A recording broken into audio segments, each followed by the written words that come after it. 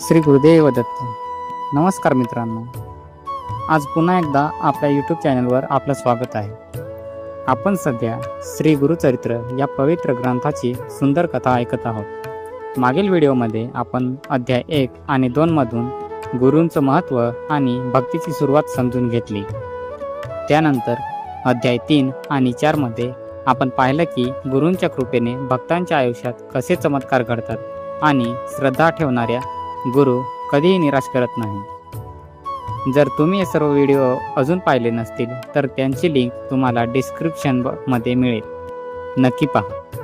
आणि आज आपण जाणून घेणार आहोत गुरुचरित्रातील अध्याय 5 आणि 6, ज्यामध्ये गुरूंचं ज्ञान, त्यांची कृपा आणि भक्तीची खरी ताकद याचं सुंदर वर्णन आहे.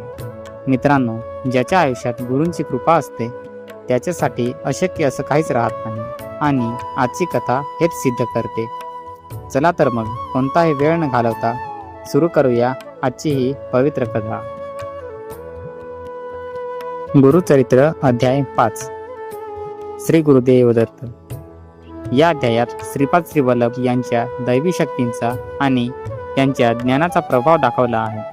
श्रीपाद लहानपणापासूनच अत्यंत तेजस्वी आणि विलक्षण बुद्धिमान होते.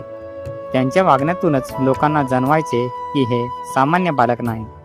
एकदा गावातील काही विद्वान ब्राह्मण त्यांच्या ज्ञानाची परीक्षा घेण्यासाठी आले. त्यांना वाटले की हा एक लहान मुलगा आहे, याला आपण कठीण प्रश्न विचारले तर तो उत्तर देऊ शकणार नाही. पण जेव्हा त्यांनी वेद, शास्त्र आणि धर्म यासंबंधी प्रश्न विचारले तेव्हा श्रीपादांनी अतिशय शांतपणे आणि आत्मविश्वासाने उत्तर दिली. त्यांच्या प्रत्येक उत्तरात इतकी खोली आणि सत्यता होती की ते ब्राह्मण आश्चर्यचकित झाले. श्रीपादांनी त्यांना केवळ उत्तरच दिले नाही तर जीवनाचे खरं तत्वज्ञानही समजावून सांगितले. मनुष्याने अहंकार सोडावा, सत्य आणि धर्माचा मार्ग धरावा आणि गुरूंची सेवा हीच खरी साधना आहे. त्या दिवशी सर्व ब्राह्मणांनी त्यांच्या चरणी नतमस्तक होऊन त्यांना अवतार मानले. गुरुचरित्र अध्याय 6. या अध्यायात भक्ती, श्रद्धा आणि गुरुकृपेची ताकद सुंदरपणे सांगितली आहे. एक गरीब आणि दुःखी मनुष्य आपल्या आयुष्यातील अनेक संकटांनी त्रस्त होऊन श्रीपादांकडे येतो. त्याच्या आयुष्यात काहीच ठीक चाललेले नसते. घरात गरिबी, शरीरात आजार, मनात निराशा.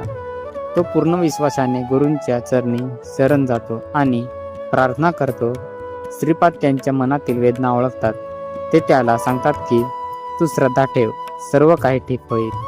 त्या भक्ताने पूर्ण निष्ठेने गुरूंचे नामस्मरण सुरू केले.